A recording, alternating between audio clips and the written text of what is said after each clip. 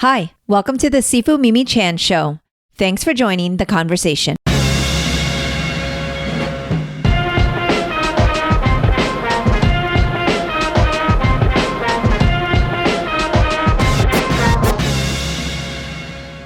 It's always a good day when I get to talk to Greg Rucka.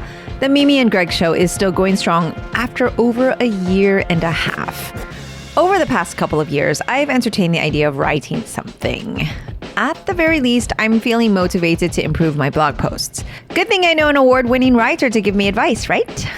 In this episode, I pick Greg's brain about process and some of the themes from the book Bird by Bird by Anne Lamott. Greg shares his thoughts on note-taking, writing truth, and the pains you encounter as an author. Reading Greg Rucka and Michael Lark's comic book Lazarus is what started me on the path of activism.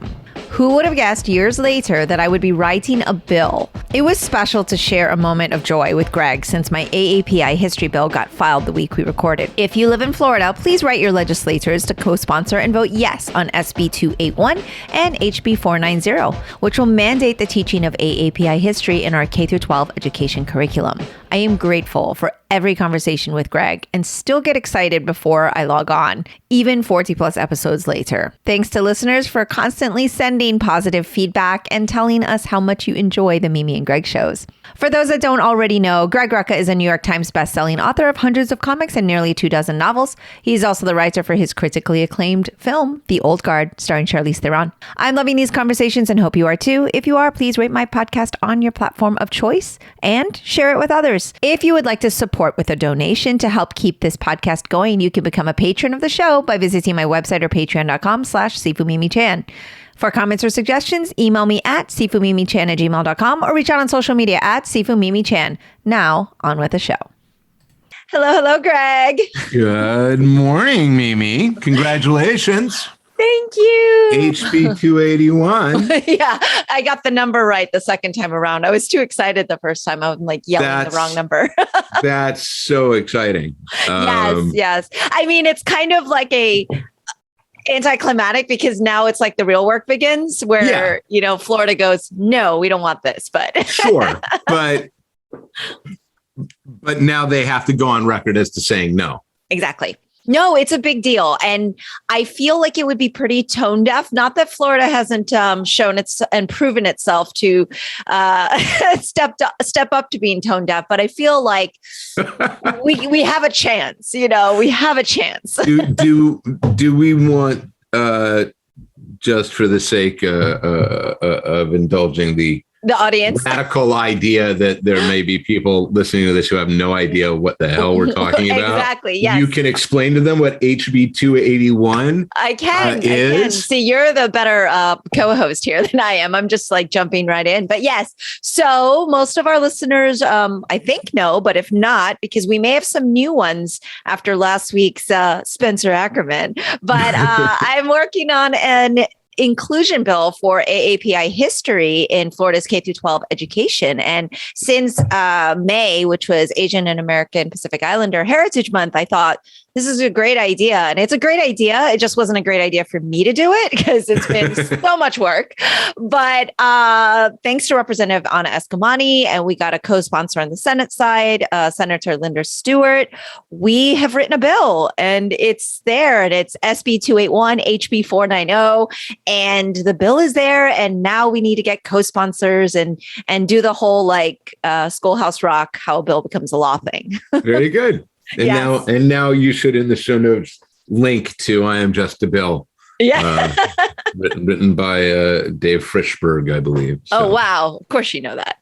Very cool. Yeah, it's super exciting because, it's something that's just like, that's happening, but until it actually happens and then you see it on the official page, it is actually honestly very exciting because this is the first time I've done anything like that. Okay. So look, I mean, I think that this is important in a number of ways. All right. Because this is the first time you have done anything like this. Yes.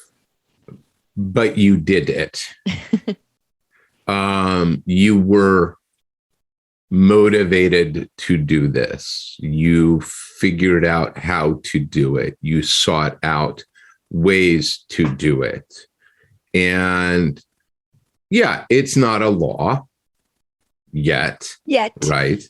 But when we talk about advocacy and we talk about affecting change, do not. I mean, there are so many things to take from this, but the first is, look, that's this is a teaching moment about the power, of what one person can do, and what activism can bring about. Because, look, even if you don't find the co-sponsors, even if it doesn't become law, you have now moved this into a live forum of debate, right? And we spend so much time when you and I talk trying to fight off the despair gremlins, and there's a lot of there's the despair gremlins are never ever going to go hungry. But this is a remarkable thing. This is a thing to be proud of. This is a thing. This is a great leading by example thing. Thank you. And yeah, just don't undersell it for yourself, but also, for anybody who's listening, think about what we're talking about. If your voice matters. Your voice matters. So, all right, there we go. That was our serious bit. Now let's talk comedy jokes. Yeah. Oh, right. That's what you and I are known for. I really love in the Discord, because this last episode that you and I talked about, like, nuts and jerky and snacks and things, and people apparently really loved it. But one thing that I thought was absolutely adorable was the term, "Oh, I really love your podcast, but especially when it's the Mimi and Greg special." And I was like, "Oh, that sounds like an order, like a meal." There you go. Yeah, would you like nuggets with that? Obviously, it's sugar-free beef jerky in our meal. Obviously. Yeah. And now, whenever I fighting diabetes, or that just don't want fructose corn syrup things in our food. Yes, so now every time I make my jerky, I think about you. Like, it's like, oh, I should be sending Greg some of this. Yes. Vacuum pack. Yeah. Yeah. Basically, that may be coming your way, actually. But, that's fine, because I still haven't gone through all the tea you sent me. And I'm very big on edible and drinkable things, because you can't really go wrong. You can't go wrong. As an aside, and this is yet another reason why capitalism is fucking out of control. Hey, look, we just earned the explicit tag for this week. I was, I'm settling in at the computer, getting ready for this, and I'm checking my mail, and I am on, of course, like we all are, mailing lists from places that I made the mistake of ordering something from. And one of the emails was a photograph of the cargo ship backup outside the port of Long Beach. Right. Mm-hmm. And they'd gone in and they put little tags saying, this item on this boat and this item on the, as a joke. Right. Okay. But the banner was, order your holiday stuff early because of supply. It's like, oh, man. On some level, I go, okay, that's cute. And it's a little bit on the witty side. Right. And on the other side of it, it's like, guys, do you not see how, I don't need this widget. You're literally telling me I need to order a new case for my iPhone now because of supply chain issues. It's like, that's not the priority item. I hate to break it to you, it's just, yeah. Yeah, we've been getting that a lot too. People saying, "Oh, you got to start your Christmas shopping early." I'm like, no gifts this year. How about that? Yeah. How about we just have a nice conversation, share a little love? You know what? I will happily make a donation in your name too. Rain or Free the Slaves or, let's go down the line. Oh, say, anybody providing abortion support services and access in Texas. Yes, that's a good one. Something that will, do anything of merit with the Supreme Court. Yes, so many things that we could be taking that Christmas, what do they call it, Black Friday funds and pushing towards there. Now we're gonna again. This is one of those ones where we're just gonna. I know you have notes, and I'm just gonna digress. You're never gonna get to them. So yesterday was Jennifer's birthday, and how did I not know that? Happy birthday! Because I didn't advertise it, and we have been married for quite a while, and we are now in our 50s, and I am faced with, and there's my bride does not want, the joke was, I was saying to her, I don't have a pearl necklace recovered from the depths of the Atlantic. And she would just, whenever I say something like that, she just looks at me and blinks like I want that. I don't want that. And she got, I got her a stuffed animal. That was my birthday present for her, because we are now of an age where either, like when we were in our 20s, there was always stuff that you wanted. Yes, and needed too. Right. Yeah. Because, and those were two different things, right? There was stuff you needed and there was stuff you wanted. So you could always ask good for gifts, right? Right. Yeah. And now we're in our 50s and the kids are out of the house. And it's like, what do we need?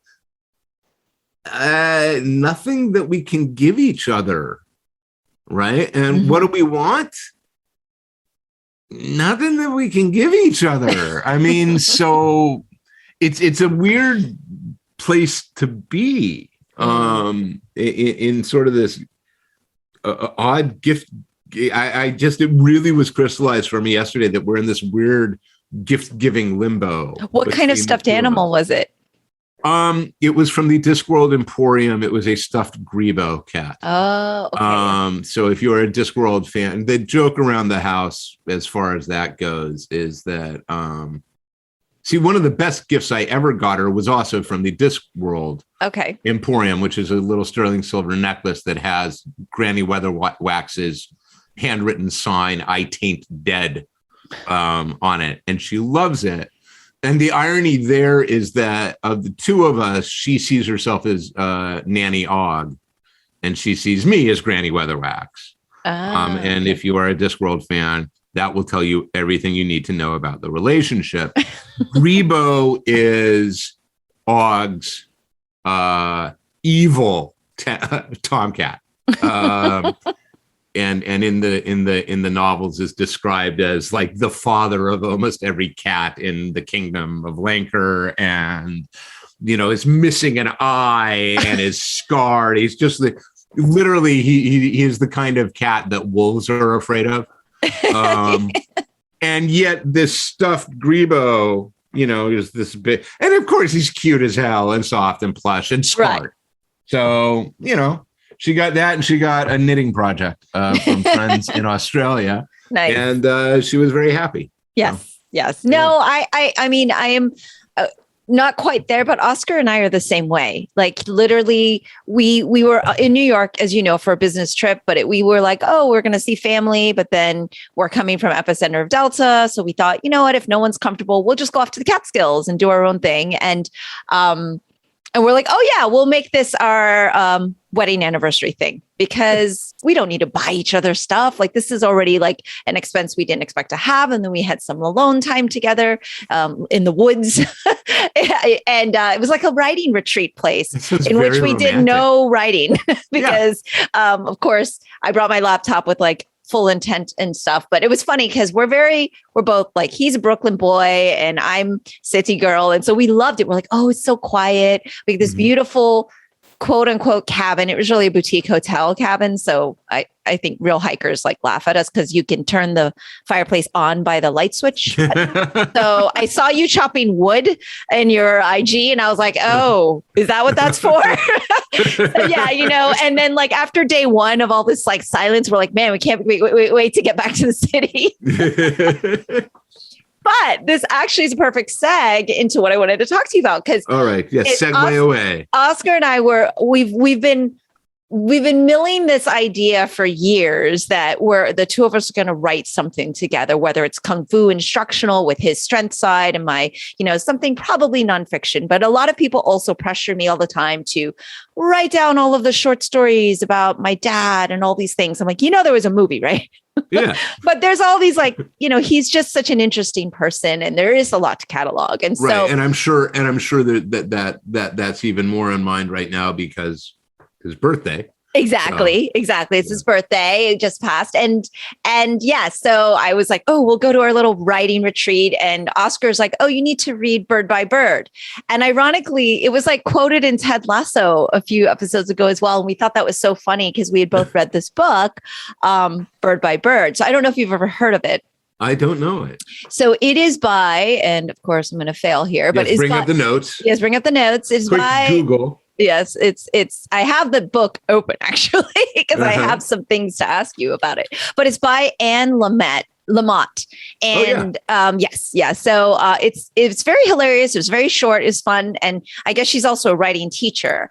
And so I audiobooked it. A very well known she is for real.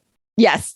So her book is great. I enjoyed it for a, non-writer author person, especially like kind of looking to perhaps do something one day. I don't know if that's any day soon, but anyway, I read it and I was like, oh my gosh, I need to get the digital copy so I can take notes and ask Greg about such things because one is she's hilarious. She just has all these like fun things. She's very intentional, but also it did make you go, oh man, I need to start writing right now. And I was like, wow, that's a pretty good book when it kind of motivates you to do what the book says you should be doing. But there are things in it that it was just interesting to me. And I thought, oh, I can talk to this one writer that I know quite well and who's kind of amazing. And I know a lot of our listeners love hearing you talk about process and stuff too. But this is kind of fun because we're going to have a process conversation. Well, not process, but there were things in the book that I thought was really interesting. So no, I actually don't mind. I don't talk about process a lot. So one we'll start real mild and easy, but one of the things that it was like a big, like a whole chapter on was index cards. And so she says she just carries one around in her pocket all the time so that she can always write down an idea because you'll be in the shower and you have an idea and you'll say, oh, I'll write that down later. You can't really have that in your pocket. Yeah, exactly. And so, even mid podcast, it made me want to stop and take notes. So that concept's interesting because I know we all have our phones now and there's voice memo and there's all these things. But I was curious as a seasoned and writer of many mediums, what kind of like way do you grab ideas and store them for yourself? Or do you do that? Okay. So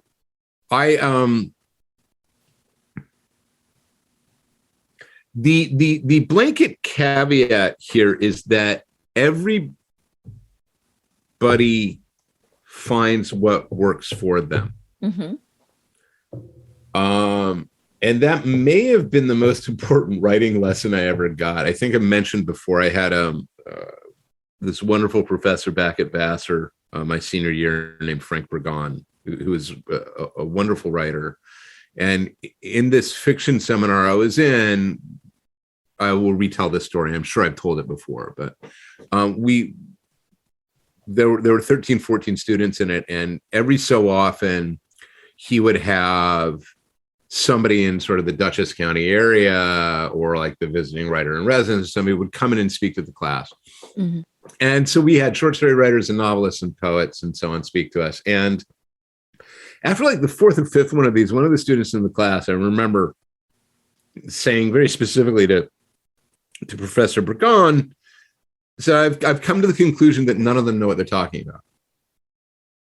that they all say different things that nobody knows, that none of this is correct. And Burgon's response was perhaps they're all right. Right. And so you ask how I do it, and I'm going to say, look, here are 2 notebooks that are unopened. I collect notebooks. All right. Like literally sitting here at my desk, just at my desk with the laptop, there's 1 notepad, 1 huge Lecterm notebook, unused, right? Not opened, a smaller A7, a large Moleskine, a small in portfolio, sort of mid-sized one with pencil loop, these 2 unopened. That's what, 5? And that's just like looking. No, wait, I missed one. 6, 7. So you do not need a notebook for Christmas. Got it. I do not. 7. And let's not that's even, just at your desk. Yes, that's just at my desk. That's not even opening drawers. Yes. All right. Yes. So what can you gather from that? You can gather incorrectly that Greg fills notebooks. Or you can gather more correctly, if you know me, that Greg collects notebooks in the hopes of filling them. I use whatever is handy if I feel moved to write down something. There's a Stephen King quote in one of his, I don't know if it was in Dance Macabre or in On Writing, or but On Writing. He talks about the fact that, and interestingly enough, Bendis has said something similar, right?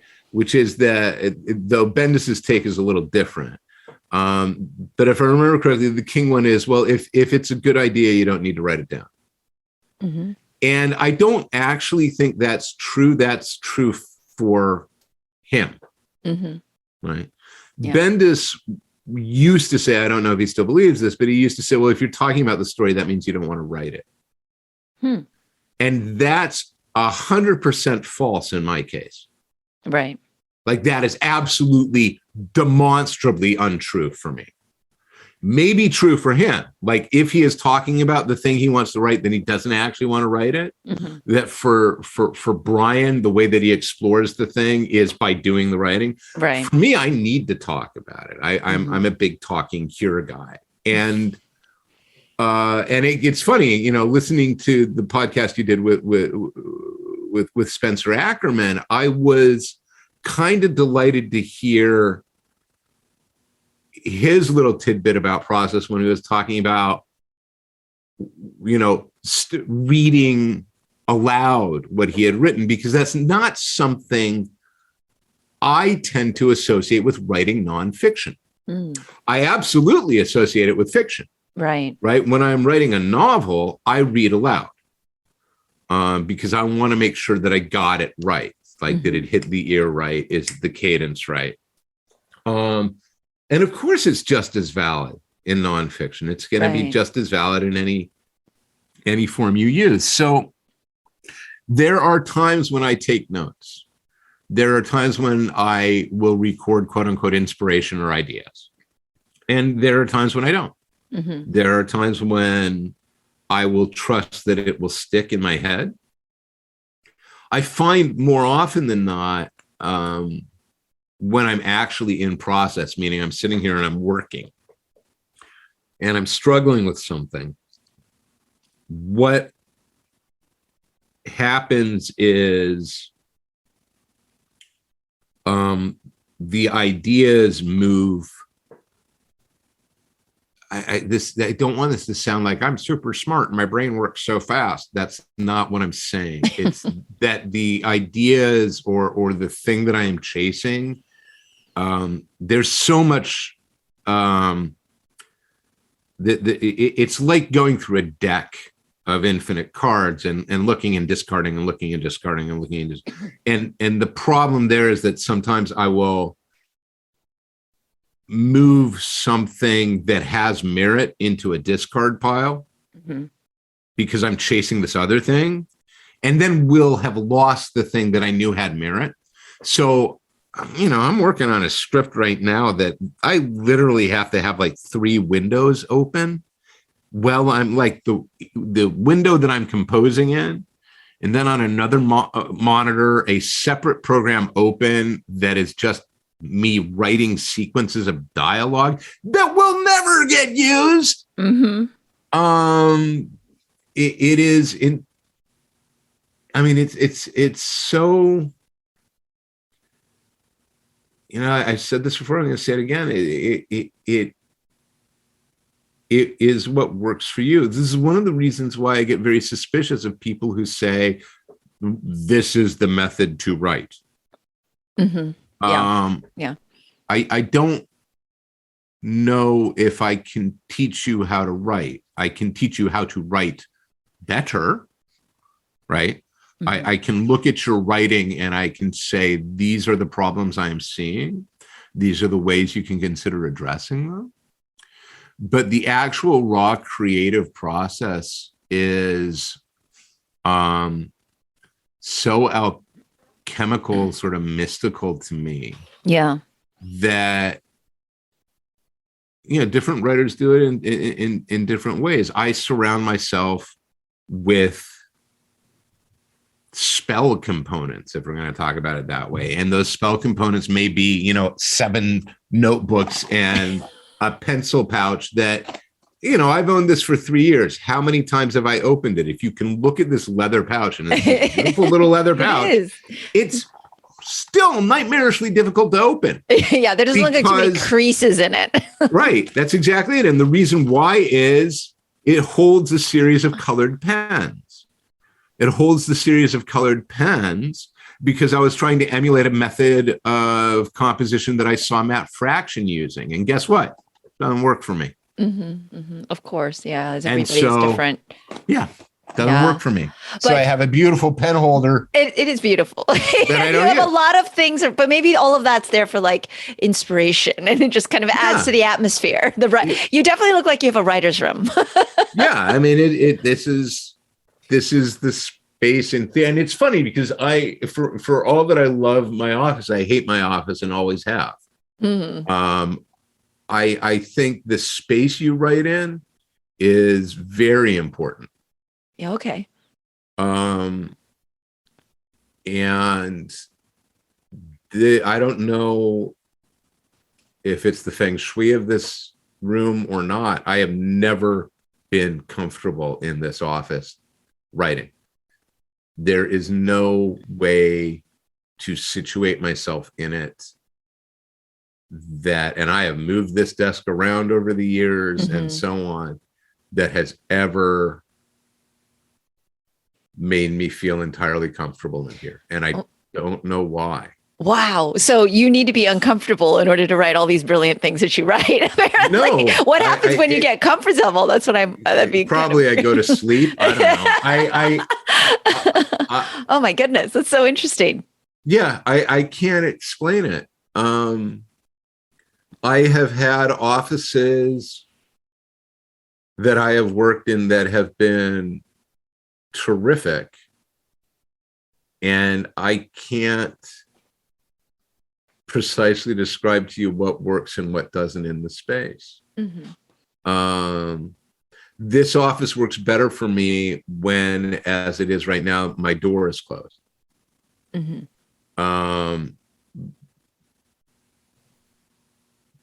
I find that concentration and the ability to focus is the most important thing when I'm actually doing the writing. Mm-hmm. So limiting the distractions is huge. Yeah. There was a period where I would come into this office, and I think you've been in here. If my memory is, I think I showed it to you when you were at the house, right? I don't know if I actually went downstairs, but you're like, that's my office. I'm in the basement, and there was a period where I would come in here and I would just turn off the lights and close the door. So it'd literally be in the dark, only lit by monitors. Okay. Which I stopped doing because that's creepy. I don't know. I always think, is it not good for your eyesight? Is what I would be worried about. Probably not. Though, my eyes have been shot for years now. So Uh, yeah, I mean, at the end of the day, my response is always going to be, you have to find what works for you. Of course. And you have to be willing to change it. Mm-hmm. Because there are times when the thing that worked last time won't work this time. It's just not working. Mm-hmm. Mm-hmm. Yeah, it's like an evolving, changing and living thing, I have tried. I mean, I have tried nearly every method, one can think of. I've done note cards, I've done outlines, I've written long form synopsis, I've worked by hand, I type, I will do mind maps. The only thing I really haven't ever done is dictation. Okay.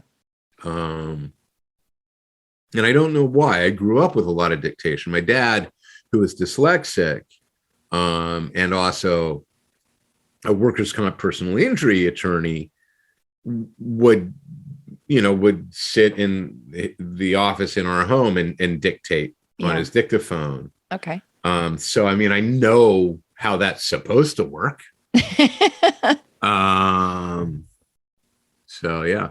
Interesting. So another thing that jumped out that makes complete sense, but I think is something like a beginner or first time writer would be scared to do is it's just like getting started and having that shitty first draft. And she was like, all good writers write them. That seemed like a pretty absolute in what she said. It's all good writers write shitty first drafts. So don't be afraid to do it. Anybody, I genuinely believe anyone who says is I just sat down and that was it. And they're full of shit. They're lying. They are lying. The secret, the dirty secret is this. This is the thing that I honestly think there are certain things that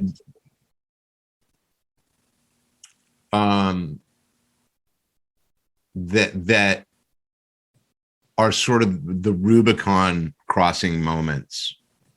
And I think they're in almost any profession, right? There's a passion. And you've talked about it actually, right? That moment when, or that period of time when all the kung fu you had been doing that you hated having to do turned into the thing where you were like, no, I see the result of the effort. And I also see how much harder I'm going to have to work to get there. And I'm willing to do it. It's the difference between,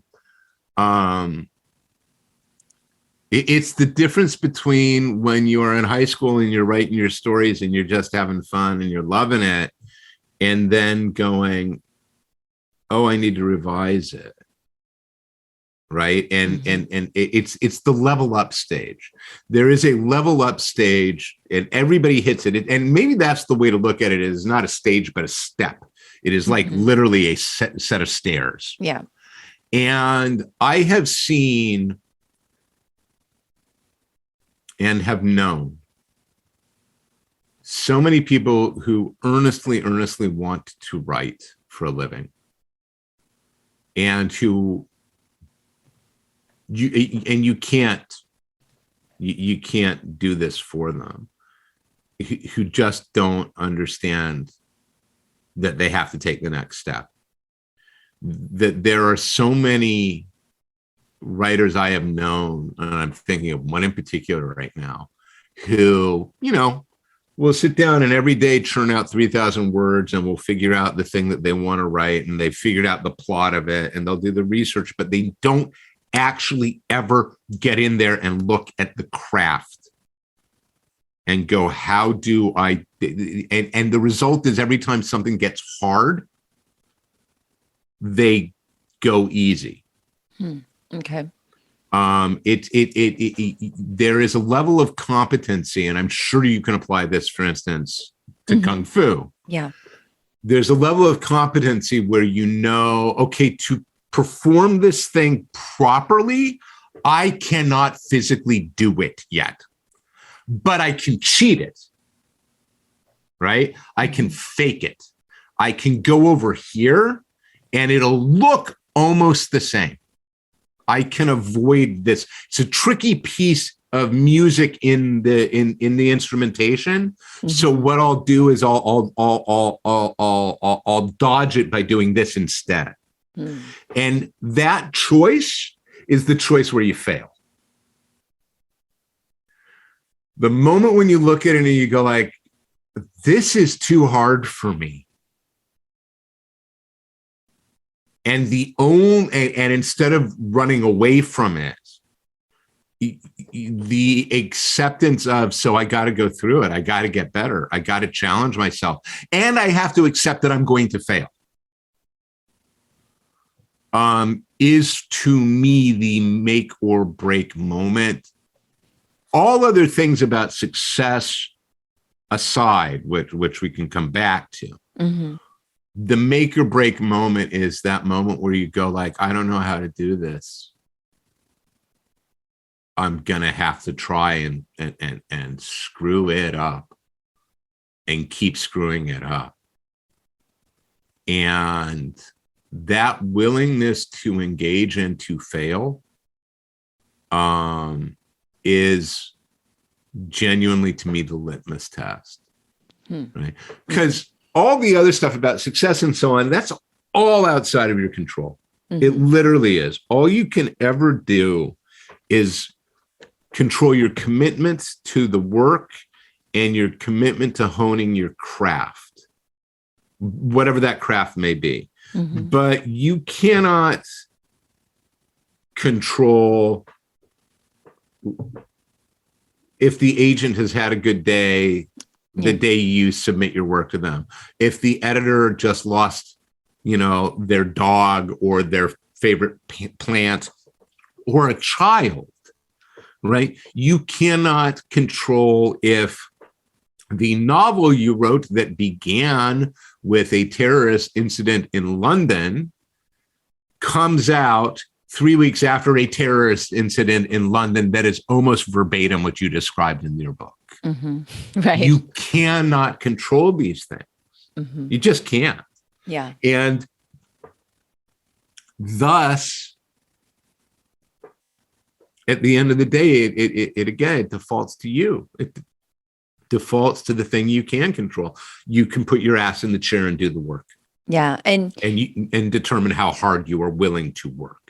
Yeah, that's perfect because there's one part of the book that really stood out for me the most. And it reminded me a lot of how you've described writing to me and what you're describing now. And she talks about you're going to have to give and give and give, or there's no reason for you to be writing.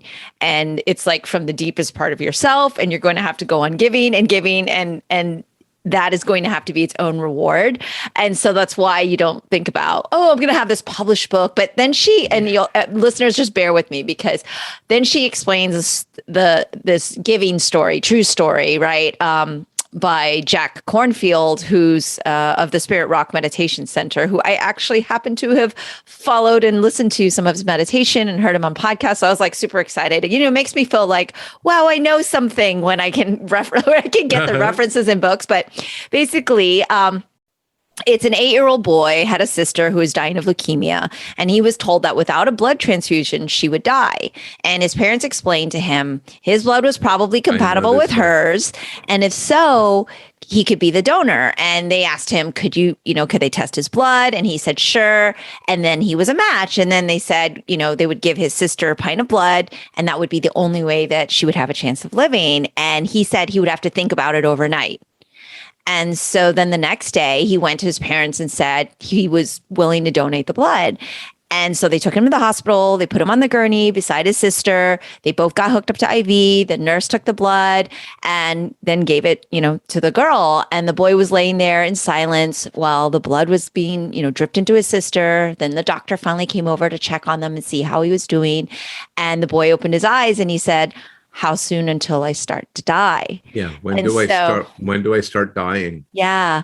And it's just such a great story to really show like, okay, this is because at first when you hear it, you're like, oh, he had to think about saving his sister or whatever. And then it's just like, that's how much you have to give, right? Like be just willing to kind of go all the way with that. And I just thought, one, it was a beautiful story, but two, it really paints such a clear picture. So, I mean, look, my far more crass analogy that I've used for years and years is that if you're really writing for, and I would argue this probably works across the board, certainly in the case of fiction. You are, and this is one of the reasons why I don't do long form prose anymore. It is akin to the stripping naked in the town square and covering your genitals in fluorescent paint and saying, "What do y'all think?" It is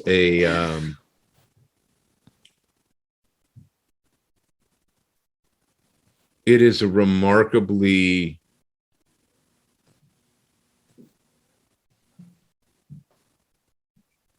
raw process. You have to be willing to, because good writing is true. That's not the same as factual. Correct. Yeah. It's true, and if you are writing truth, you are vulnerable. And if you're writing truth to put in front of others, you are exposing that vulnerability. You are, you are revealing yourself. And it's scary and painful. It isn't easy. Mm-hmm. And it's all, and like I say, this is the difference between those who do and those who want to, because most of us come to writing fiction, at least, because it's fun. We have fun telling our stories. And then at a certain, on a certain day, at a certain time, you go like, oh, if I want this to really be for real, I'm going to have to do the hard part now. It's the difference between I was doing it for fun and now it's a job. Now it's work. Mm-hmm. Now it's work. And there are people who just do, they will never, ever, ever be able to do that. They just, either because they don't get it or because they don't want to, or because they can't. And that's not that. I mean, that is not disparaging to those people. It's just, there are things I cannot do. But the one thing, I can do is write. Maybe the only thing I can do. That's not true, but no, I mean, it's something you do extraordinarily well. It may be the only thing I do of merit. That's not true either. But I'm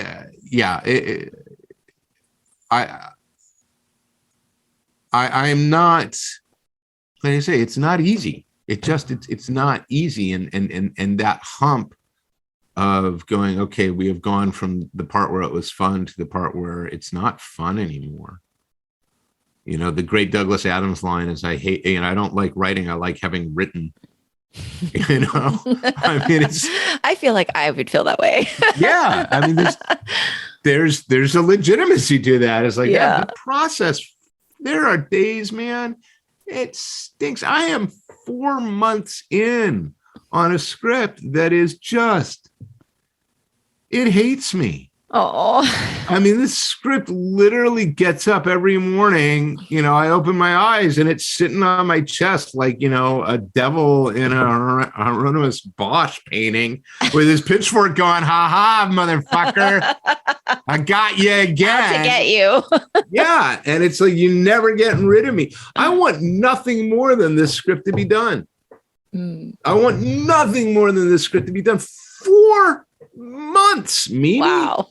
That is, and it is nothing but like, you are just trying to kill me, aren't you? And I have stepped back. And so, by the way, I just saw another notebook. I missed one in the count. That's they're in camouflage on your desk. I mean, seriously. So well, this one. That one crept out and said, "Thanks a lot. You didn't give me any credit." This one's a little tiny. Yeah. See, this one's a pocket one. This one is quite literally a back like an index card. Yeah, there you go. That's your pocket pocket So, notebook. yeah, I have tried every tactic I know on this thing. And what I've come to realize now in talking to you is that, and what every one of those tactics has been, is me trying to go around it instead of having to go through it. Well, I'm glad I could be helpful in this session too. Well, but you see, this goes back to what I was saying, right? Which is, for me, it's a talking cure. Yeah. For me, there are times when I absolutely have to talk to somebody about the thing I'm working on. There are times when I don't. It's fine. It's in my head. There are times when I have to, look at Jen and say, you got a couple of minutes? I just got to run something past you. And sometimes Jen will sit there and be like, okay, did that help? Or do you need me to say something now? Right? Did you need to just say it aloud? What a great listener. Well, yeah, but we've been married for 30 plus years. Right. So she's figured it out. She kind of knows you by now. She knows your process. Yeah. So, and I guess that's also why you enjoy comics, because you usually have a collaborator and you're yes, going back and forth and you're talking it out, and there's a lot. I have never had in prose a really good editor. Ironically, for my own stuff, like the best editor I've ever had in prose was Mike Seglain when I was doing the Star Wars stuff. Okay. But the editors I have had consistently at quote unquote major publishers, who all were, I am sure, quite talented and have long lines of success behind them, never engaged me. They never wanted to talk to me. And for the longest time, I thought that was normal. Okay. And it wasn't until very late into my prose career where I realized, oh, no, that's them. They didn't want to know me. And that's a problem for me. Yeah. That's not how I work. But, it's funny when we talk, I have come to realize that I actually got published too young. It was what I needed then in my life. It changed my life. But if I had had a better sense of myself and my own advocacy for myself and what I needed, I suspect my novel writing career would look very different. But I was very young. I was, I think, 23 when Keeper sold.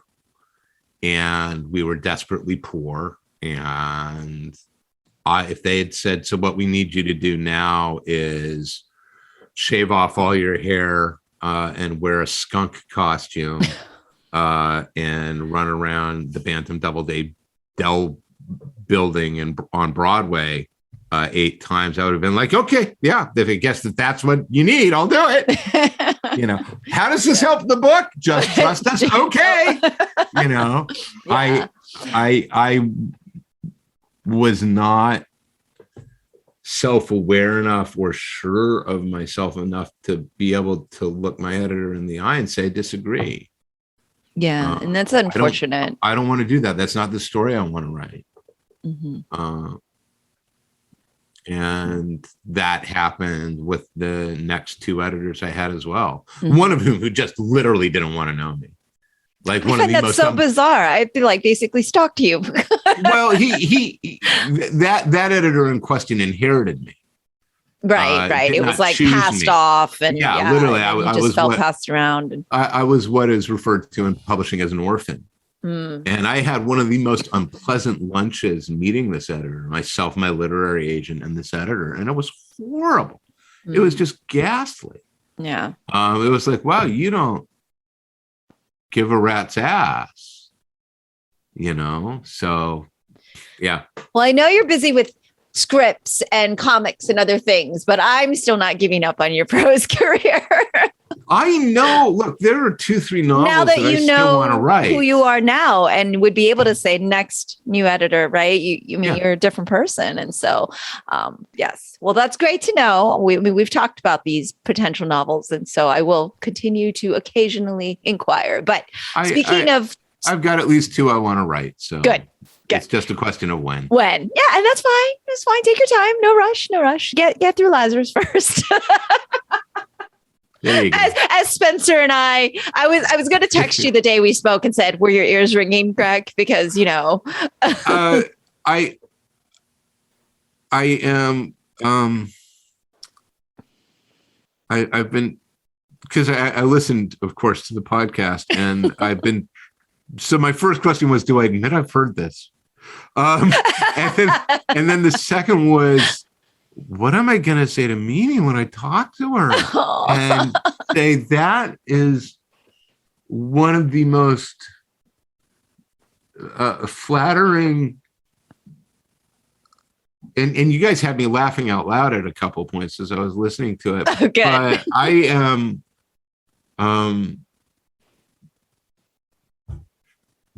I just, that was incredibly flattering. Oh. Well, we didn't do it to flatter you. We just speak truth. Sure.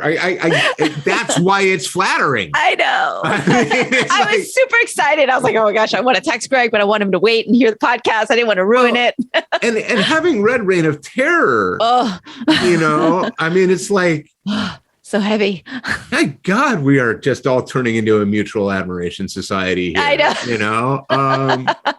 But isn't it nice? It is heavy. It's an incredible week of work of journalism. Yes, and analysis, and an important one. Yeah, and yes. God almighty. It's literally one of those things where every single fucking senator and congressperson needs to read this. Oh, right. Everybody. I wish. Everybody. Never mind, everybody at the Pentagon needs to read this. So, yeah, I Yes, keep writing, Lazarus, because you've got some major fans out there who are fellow writers and can really understand.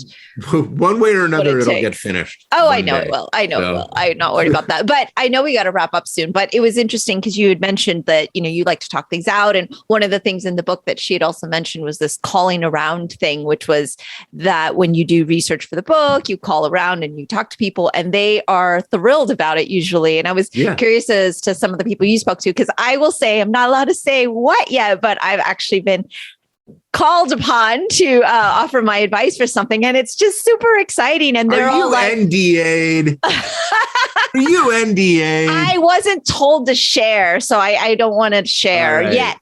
But you'll be the first person I tell, obviously. No, but it was like, they're like, so sorry to bother you. I'm like, no, keep asking. This is the coolest thing. Yeah. So so do you find that as well? I have only once had anybody sort of react, what?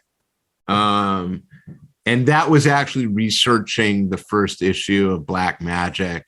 I filled the bag with a bunch of my books, and then I walked down to the Firehouse on Broadway here in Portland, and I just unannounced, literally walked in and was like, Thunk, hi, I'm a writer. Here are my proofs. I'm wondering if somebody could tell me how you would put out, how you would respond to somebody who doused themselves in kerosene. And I suspect my response would have been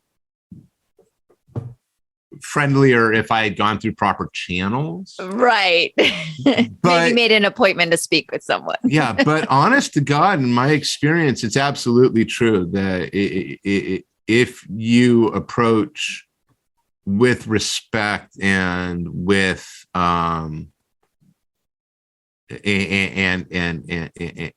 with the transparency of your agenda, people are more than happy to engage. I've called this. I've called the FBI. I've cold called the bureau office in Eugene, Oregon, saying, "Is there somebody I can talk to about?" And they give you to the lowest ranking officer. Literally that's their job is you get these calls. Talk to this guy. And that led to, me getting in touch with Jerry Hennelly, who was the primary advisor on the Atticus stuff for years and years and years and years and years and years. I have had the benefit of, I get a similar thing called the DEA, and ended up, taking to lunch an agent who told me more about how confidential informants work and the nature of investigations than I had ever imagined. And, I love research. So I know. and if you're open to the research will always give you more story.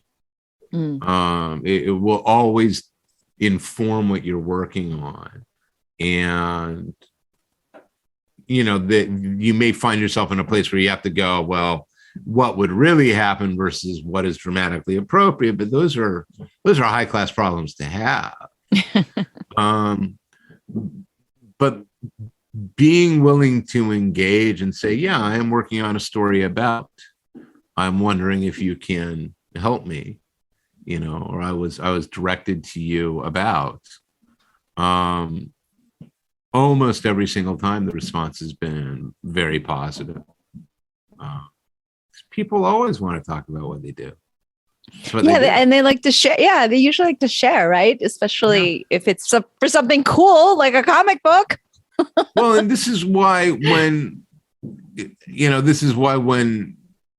people respond so negatively when they feel that they have been poorly portrayed or were approached under false pretenses, right? Yeah. Oh, if you're writing a story about the DEA agent who's actually, a coke snorting mass murderer, they're going to get a little pissed off, right? Yes.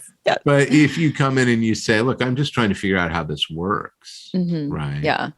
My initial communications with Jerry Hennelly, he was very guarded because I was reaching out right after the Nancy Kerrigan, Tanya Harding stuff. Oh, yeah. And bodyguard was a very dirty word. And once he understood that I wasn't writing that, yeah. Right. I was actually trying to figure out how personal protection really worked for real. Absolutely opened up like a flower. So nice. Well, lots of fun. So I'm doing rereads right now in a lot of comics because, I like to try to be prepared for podcasts. So I'm currently rereading Gotham Central. Oh, are you? Yes. And tomorrow I will be speaking to Mr. Ed Brubaker. Oh, really? Oh, really? Yes. I am going to be very interested to hear that one. What are you and Ed going to be talking about? Oh, my goodness. Whatever I'd like to talk about, really. I think, though, when I been back and forth a little bit in email. Obviously, he's been writing a lot of comics and stuff. So I read his Reckless, and which is great. And I think a new one's coming out soon. So I'm sure there's that. But I don't know. I mean, do you have a good question I should ask him since you've got such insight? That's a good question to ask. You could always text it to me too. But yeah, I mean, this is it was kind of accidental. I talked to Matt about some stuff, getting him back on, and then he had always mentioned, you should talk to him. I'm like, yes, anytime. And so we did a little intro, and that was also very comical because Matt and Ed Brubaker. I mean, I'm like, I love that I am in this group email right now. This is hilarious. Yeah, I'm not sure what question I would ask Ed. I really don't.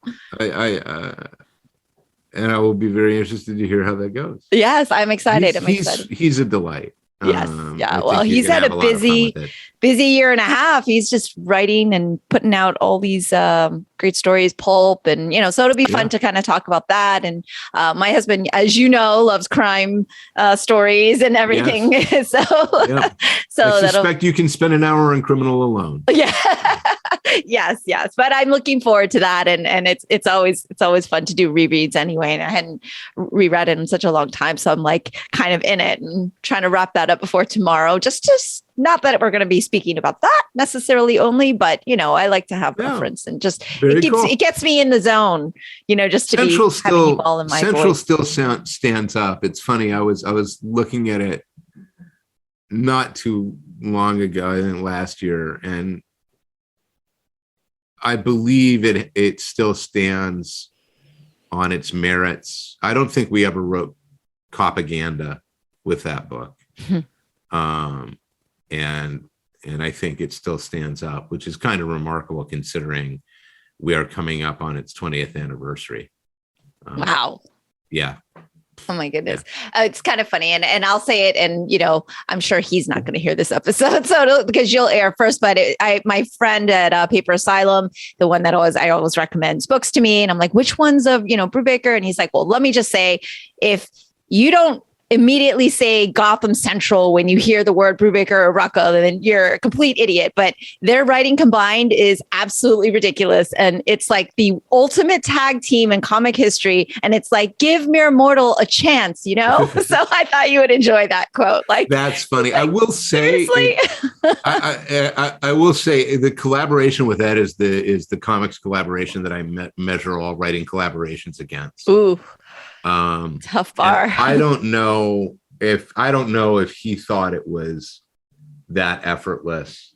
I will ask him. No, I'm just kidding.